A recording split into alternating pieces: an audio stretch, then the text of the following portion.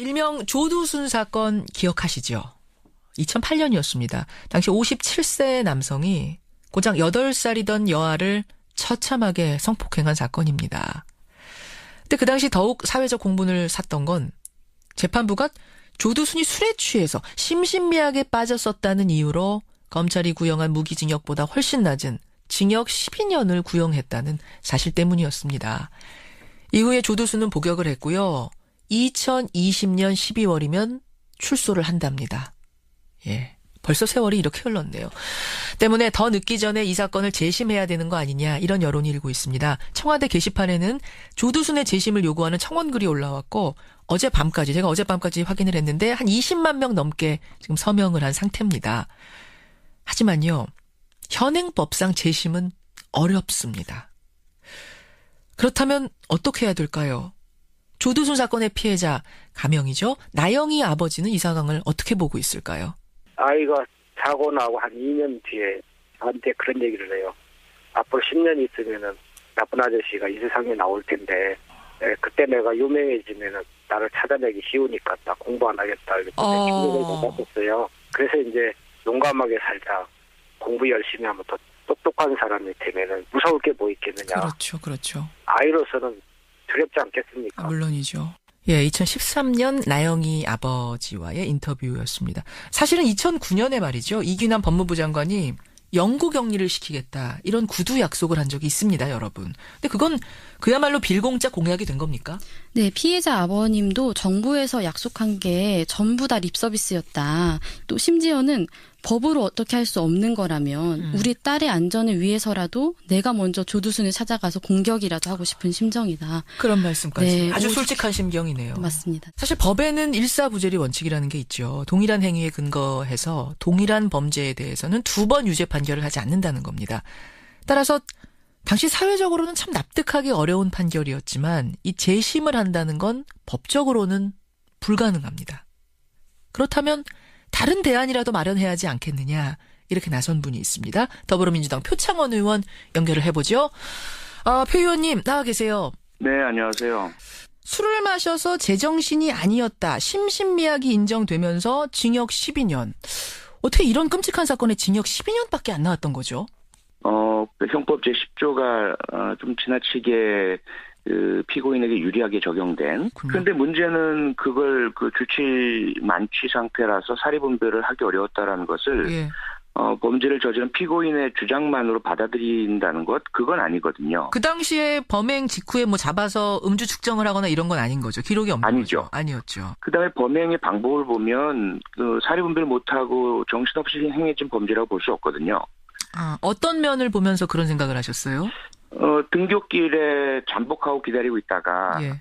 다른 사람에게 이상하게 눈에 띄지 않는 방법으로 근처에 있는 빌딩으로 데려갔거든요. 예. 그리고 나서 행해진 그 범행. 그 범행 자체의 잔혹성만 보면 이게 제정신 가진 인간이 할 수 있나라는 의문을 가질 수는 있지만 예. 그 전반의 범행은 대단히 치밀했고 그 이후에 자신의 흔적을 남기지 않기 위한 증거인멸 행동도 했고요. 예를 들어서 수돗물을 틀어놓고 갔죠. 화장실 그렇습니다. 바닥에 흥건하도록. 그렇습니다. 맞아요. 예, 그리고는 자신은 도주해서 자신의 집에 가서 은닉하고 있었고요. 그렇죠. 이런 거 봤을 때 치밀하고 계획적으로 된 거지 정말 제정신이 아닌 심신미약 만취 상태에서 벌어진 게 맞느냐라는 부분에 의문부호를 찍을 수밖에 없는 상황이었어요. 그럼에도 불구하고 그렇습니다. 감형을 상당히 받은 사건. 더 황당한 건요, 표 의원님. 그 당시 12년형이 나왔는데 이거를 피해자 측에서 항소를 한 게 아니라 조두순 측에서 12년형도 많다 이러면서 항소했던 기억이 나요. 네, 가장 큰 문제인데요. 사실 그 재판부는 제가 한번 2심 재판이죠. 항소심 재판 판사를 만나본 적이 있었어요. 그러셨어요. 그랬더니 그 판사는 상당히 억울하다는 항변을 하시면서 예. 우리 형법과 형사소송법상 검사가 그러니까 피해자 측이라고 아까 말씀하셨지만 국가 측이죠. 국가에서 항소를 하지 그렇죠. 않으면 예. 형량을 상향시킬 수는 없습니다. 판사가. 그러니까 항소를 한 측이 네. 검찰이 아니라 가해자가 피의자 측이면 1심보다 더 높은 형을 내릴 수 없는 이런 규칙이 있는 거군요. 네, 불가능합니다. 불가능하고. 왜냐하면 항소를 제기한 측의 그 주장을 받아들일 건지 말 것인지를 판단하는 것이지. 예. 항소를 제기하지도 않았는데 예.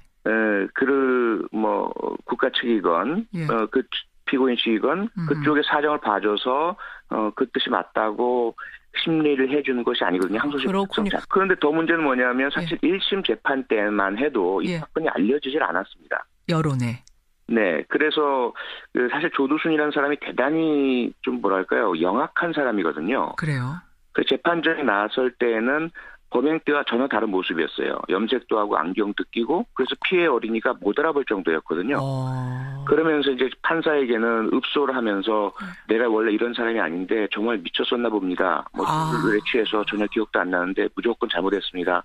용서해 주십시오. 이렇게 이제 모습을 보여대니까. 예. 1심 판사는 사실, 경찰 작성 수사 보고서라든지 이런 부분들만 보고서는 현장을 정확하게 체감을 못하죠. 검찰이 더 문제는 이 주치감경을 깨트리기 위한. 예. 그런 반대 주장을 충분히 못해서 판사 설득을 못한 거거든요. 1심에서는 충분히 이 사건이 알려지지 않았기 때문에 대중들에게. 그렇습니다. 그리고 특히 이제 그 수사 중에 사실 피해 어린이의 부모님이 국가를 상대로 손해배상 청구 소송을 냈죠. 예. 왜냐하면 검사가 예. 병원에 와서 조사를 한 것이 아니라 검찰청으로 오라고 했고요.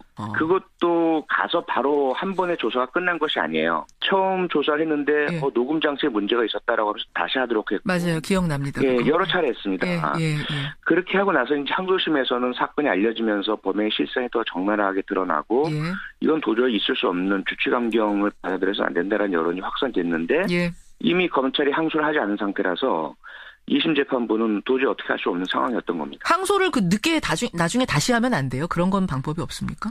아니죠. 이미 그 항소 기한이 끝나버렸고 항소심이 열린 상태에서는 항소를 할 수가 없습니다. 방법이 없는 거죠. 네. 되돌릴 수 없는 상황.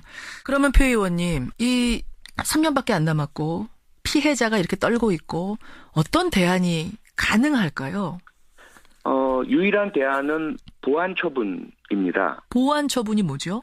처벌은요. 형사처벌은 과거에 행해진 범죄에 대해서 벌을 내리는 것이죠. 예. 교도소 수감이라든지. 그런데 그렇죠. 보안 처분은 미래에 발생할 수 있는 위험을 막기 위해서 내려지는 행정적인 제재입니다. 지금 우리가 흔히 알고 있는 것은 전자발찌를 찬다든지 또는 신상 공개를 한다든지 화학적 거세를 한다든지 이런 것들이잖아요. 그렇죠. 그 중에 일부도 전자발찌 부착도 조두순에겐 부과가 되어 있긴 한데요. 문제는 전자발찌만 찬다고 해서 행동에 대한 제재를 할 수는 없는 거죠. 그렇죠. 어디에 있는지만 알 수 있을 뿐이거든요. 그렇죠. 그래서 지금 대단히 불안해하고 계신 거고요. 저희가 공부를 하고 있는 건데 이 보안 처분에 대해서 새로운 입법적인 조치만 대안만 마련된다면 거주지를 제한한다든지 또는 보호 관찰 아주 타이트한 1:1 보호 관찰관의 관찰과 지도가 가능해진다든지. 근데 조두순 같은 경우에는 이미 판결이 끝난 상황인데 근데 지금 법상은 그렇게 안 되는 거 아니에요? 안 되죠. 그래서 제가 지금 면밀한 법적 검토를 하고 있고요. 예. 조두순법이라고 불려질 수 있는 미래에 행해질 수 있는 위험을 막기 위해서 또 그 잠재적 피해자를 보호하기 위해서 내려지는 처분이기 때문에 입법만 된다면 막을 수가 있습니다. 3년 안에 조두순 출두하기 전에 이게만 입법돼서 통과가 되면 조두순부터 적용이 가능하단 말씀이군요. 그렇습니다. 알겠습니다.